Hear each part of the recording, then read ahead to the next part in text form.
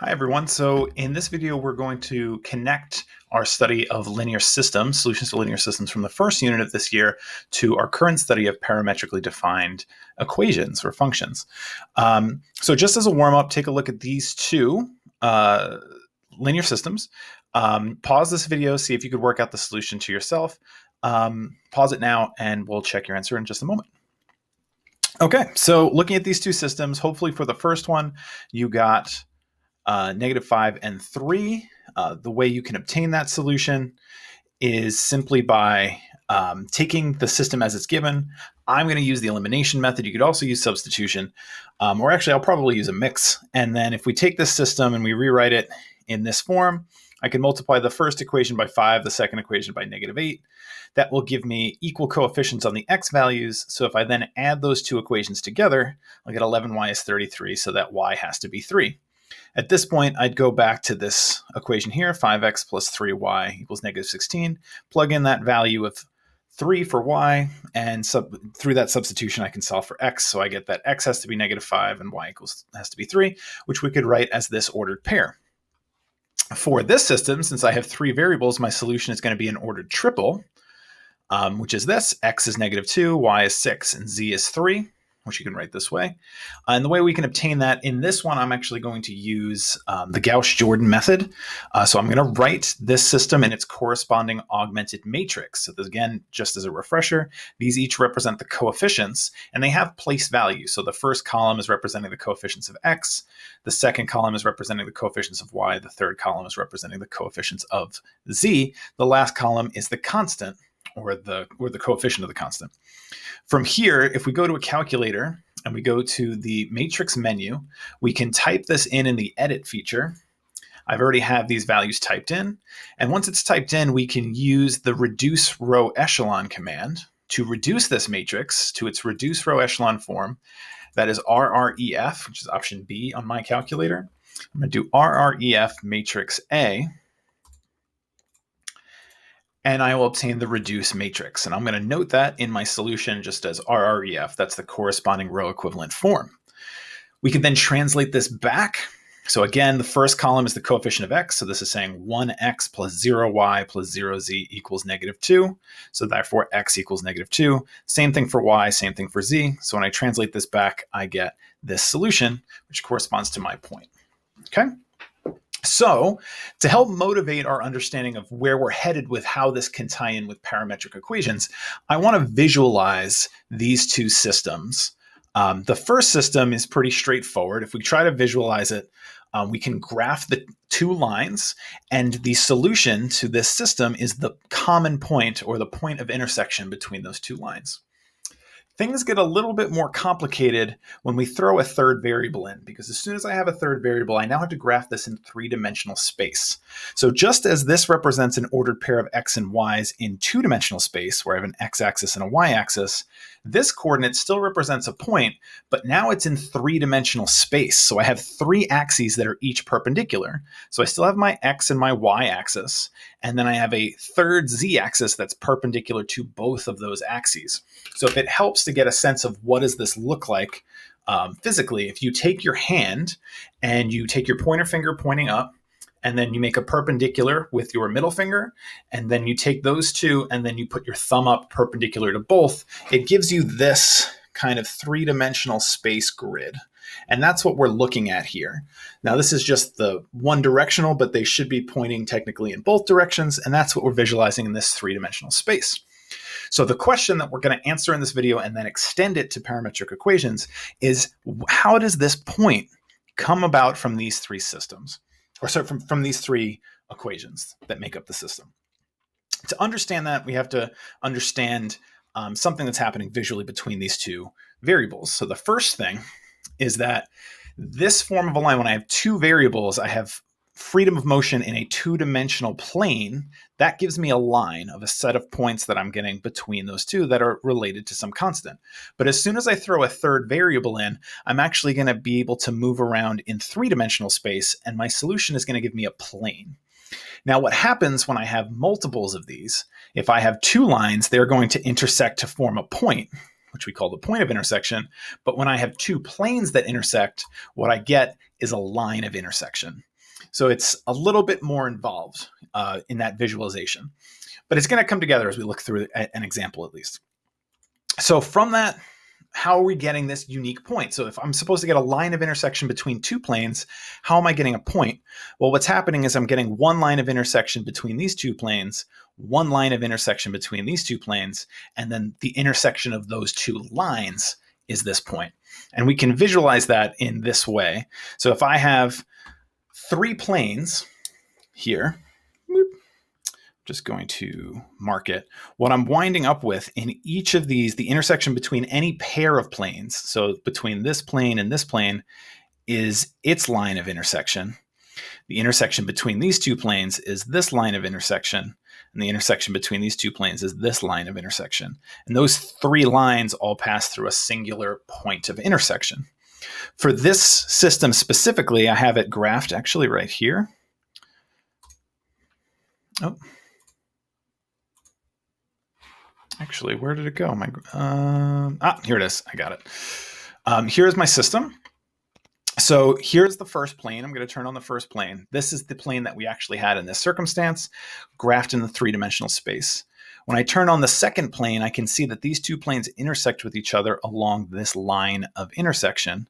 And when I throw the third plane in, that intersects with both of those planes at a singular point, which is at -2, 6, 3. That's the point of intersection of all three planes.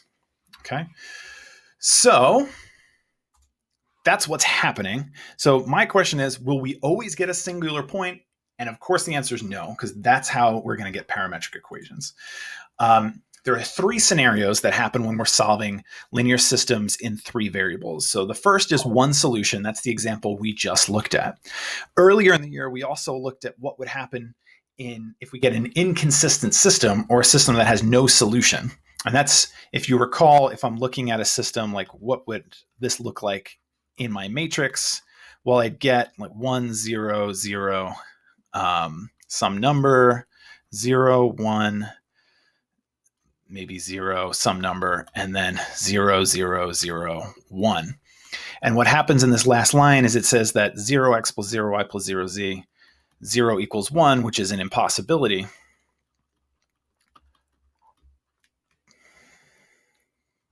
So that gives me no solution. What does that look like visually? Well, there's three possible scenarios of that. We could have three parallel planes that none of which intersect.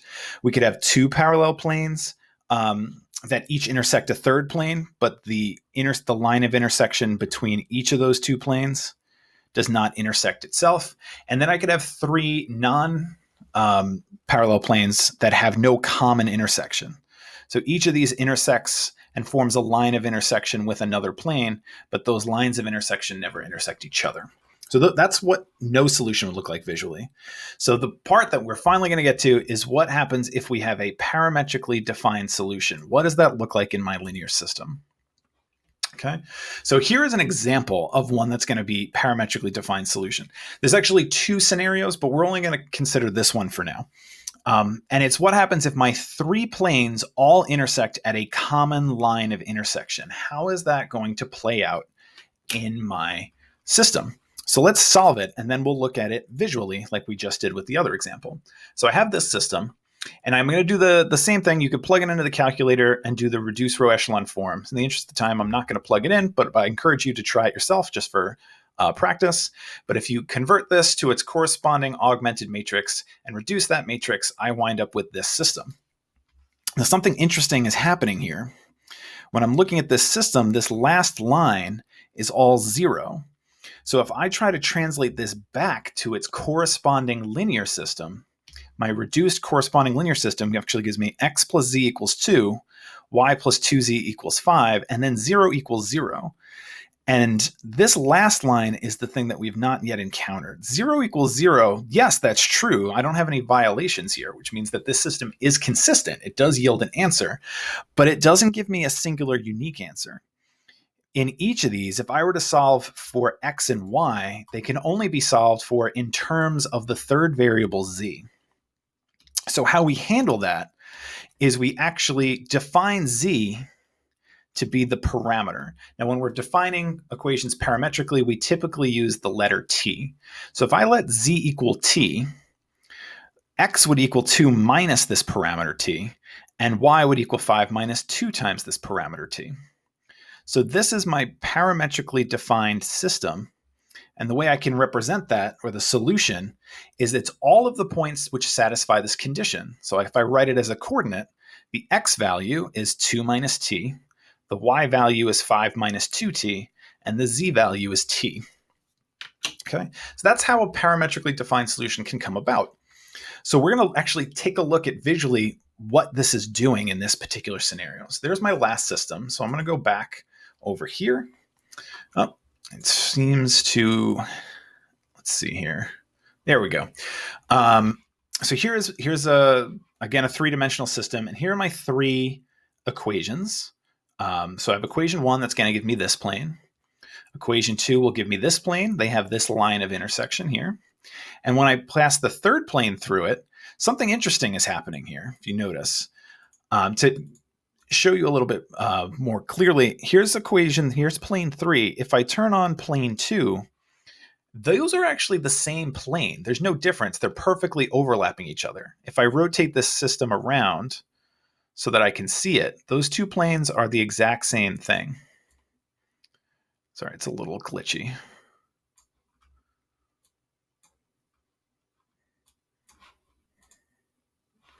Okay, I'm just trying to rotate it. There we go. It's a better view. So you can see that those two planes are really the same plane.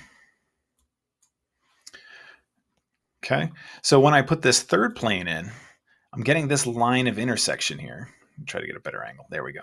So the same plane, exactly the same. If I turn it on and off, they're overlapping, and then this third one intersects the two of them.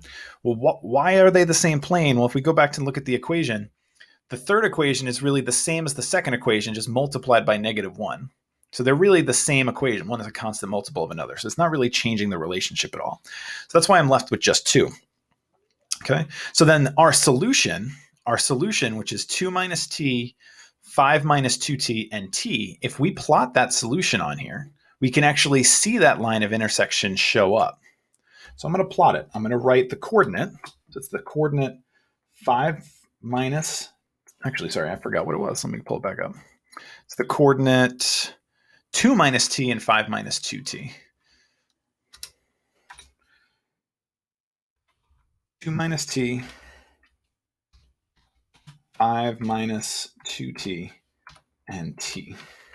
So I'm going to plot all those coordinates, and if you notice, it's graphed this black line right here, and if I try to rotate it a little bit so you can see it a little bit better, that line is exactly that line of intersection. So what our solution is representing is every point at which these planes coincide, or they all intersect each other. So that's what we're graphing here. So it's the set of all coordinates which satisfy this parametrically defined relationship.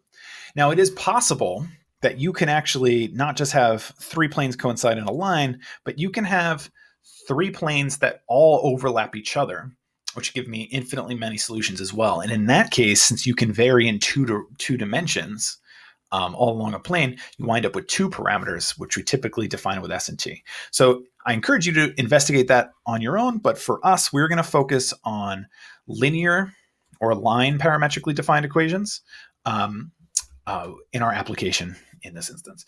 So I will see you guys in class soon. Take care.